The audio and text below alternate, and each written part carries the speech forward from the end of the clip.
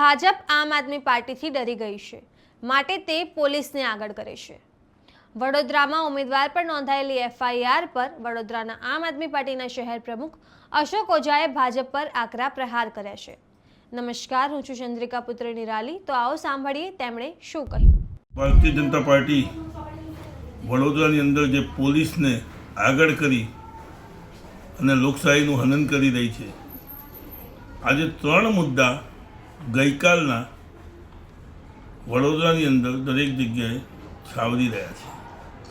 પહેલો, નિયાઝ, જે 2 નંબરના વોર્ડમાંથી ટિકિટ માગવા સ્કેનિંગમાં આજથી 10 દિવસ પહેલાં આવે છે, પરંતુ અમે પાર્ટીના બહારનાઓને કે જેને ગ્રાઉન્ડ લેવલ પર કામ નથી કર્યું એ લોકોને ટિકિટ ન આપી અને અમારા જે લોકોએ મહેનત કરી છે પાર્ટી માટે, જે પાર્ટીના સારા કાર્યકરો છે, ઈમાનદાર છે, ભણેલા ગણેલા છે, તે લોકોને અમે ટિકિટ આપીએ છીએ।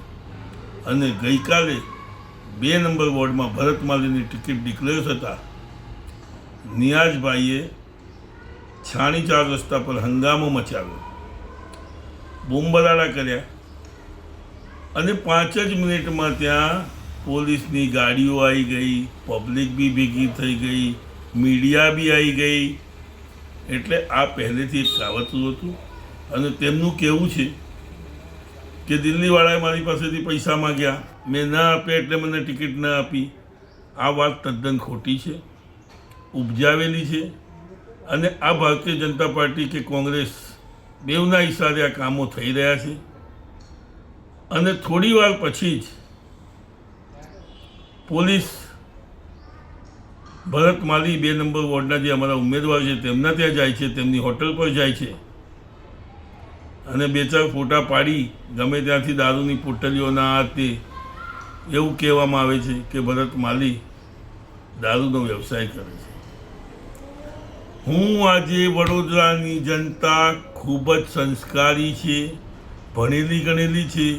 હું આપને પૂછવા માગું છું કે આજ સુધી હજારો દારૂના અડ્ડા ચાલી રહ્યા છે, પોલીસ કોઈને પકડવા નથી જતી, કોઈની પર કેસ નથી કરતી।